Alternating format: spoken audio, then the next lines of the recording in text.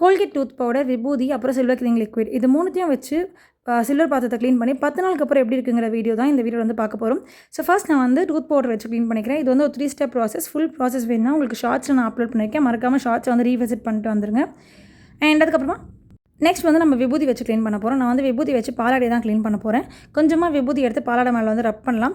ரப் பண்ணும்போது நான் ஏன் விபூதி வேண்டான்னு சொல்கிறேன் அப்படின்னு பார்த்தீங்கன்னா, விபூதியில் வந்து பவுடர் இருக்குது. ஸோ நான் என்ன சொல்கிறேன்னா, இப்போ நம்ம அந்த பாத்திரத்தை க்ளீன் பண்ணதுக்கப்புறமா நம்ம வந்து டேப் வாட்டரில் வச்சு வாஷ் பண்ணும்போது கார்னர்ஸில் இல்லை இடுக்குலலாம் வந்து விபூதி போயிடுச்சுன்னா வெளியில் வராது. க்ளீன் பண்ண ரொம்ப கஷ்டமாக இருக்கும். அதனால தான் நான் வந்து விபூதி வந்து பெருசாக ரெக்கமெண்ட் பண்ண மாட்டேன். அண்ட் இன்னொரு மெயின் ரீசன் ஏன் நான் விபூதி வேண்டான்னு சொல்கிறேன் அப்படின்னு பார்த்தீங்கன்னா, விபூதி கொஞ்சமாக நீங்கள் ஒரு இதில் எடுத்துக்கோங்க. தண்ணி ஊற்றி நீங்கள் வந்து மிக்ஸ் பண்ணிவிட்டு அதை லைட்டாக ஃபில்டர் பண்ணிங்கன்னா நீங்கள் கை வச்சு தொட்டு பார்த்தாலே தெரியும் ரஃப்பாக இருக்கும். ஸோ நீங்கள் நாளடைவில் வெள்ளி பாத்திரத்தை வந்து விபூதி போட்டு தேய்க்கும் போது கண்டிப்பாக உங்களுக்கு வந்து ஸ்க்ராச்சஸ் நிறைய வரும். நீங்கள் வந்து ஒரு 10 வாட்டி 15 வாட்டி தொடர்ந்து அதை செய்கிறீங்க அப்படின்னா கண்டிப்பாக உங்களால் நல்லாவே வந்து ஸ்க்ராச்சஸை கண்ணாலே பார்க்க முடியும். இப்போ இதே கம்பேரிசன் வந்து டூத் பவுடரில் பண்ணி பார்க்கலாமா? கொஞ்சோண்டு டூத் பவுடர் தண்ணி போட்டு மிக்ஸ் பண்ணி நான் ஃபில்டர் பண்ணேன்னா எனக்கு எதுவுமே வைக்காது. ஏன்னா டூத் பவுடர் வந்து ஃபுல்லாக சோப் பேஸ்ட் தானே.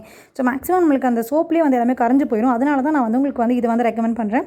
நெக்ஸ்ட் மெத்தட் வந்து கெமிக்கல் பேஸ்ட் லிக்விட் தான். நான் மோஸ்ட்டாக வந்து இதெல்லாம் யூஸ் பண்ண மாட்டேன். ஸோ பக்கத்து வீட்டிலேருந்து தான் கேட்டு வாங்கியிருந்தேன். ஸோ உங்களுக்காக வந்து ஒரு ஸ்பூனை வந்து நான் வாஷ் பண்ணி காட்டுறேன். ஸோ இது நம்ம நல்லா எஃபெக்டிவாக இருக்கும். நான் எதுவுமே சொல்ல மாட்டேன் இதை. பட் ஆனால் இது கெமிக்கல் அப்படிங்கிறதுனால கொஞ்சம் ஃபுட் பேஸ் பண்ணி ஃபுட்டு சாப்பிட்ற மாதிரியான சாப்பிட்ற பாத்திரத்தை யூஸ் பண்ணுறது ரொம்பவே தவிர்க்கலாம். இப்போ பாருங்கள், ஆல்மோஸ்ட் ஒரு 10 days கழிச்சு நான் அந்த வீடியோ வந்து உங்களுக்காக எடுத்திருக்கேன். பிளேட் வந்து கொஞ்சம் அங்கங்கே கலர் சேஞ்ச் ஆகுச்சு. ஏன்னா நாங்கள் வந்து ஒரே இடத்துல எல்லா பிளேட்ஸும் ஸ்டோர் பண்ணுறோம் அப்படிங்கிறதுனால. பாலாடை எடுத்துக்கிட்டிங்கன்னா உங்களுக்கு தெரியுதா, கார்னர்ஸ் எல்லாம் பிளாக்காக இருக்குது.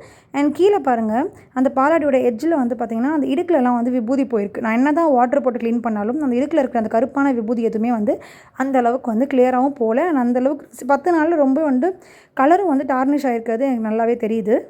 ஸோ இந்த ஒரு ரீசனால் தான் நான் விபூதி வந்து அவாய்ட் பண்ணுங்கள் அப்படின்னு சொல்கிறேன். ஸ்க்ராச்சஸ் மெயின் ரீசனும் கூட. அடுத்தது வந்து ஸ்பூன் தான். அந்த கெமிக்கல் பேஸ்ட் வச்சு க்ளீன் பண்ணியிருக்கோம் இல்லையா, 10 நாளில் பாருங்கள் க்ரீன் கலர்லலாம் சேஞ்ச் ஆகிற மாதிரி வந்திருக்கு. ஸோ எனக்கே ரொம்ப ஷாக்கிங்காக இருந்தது.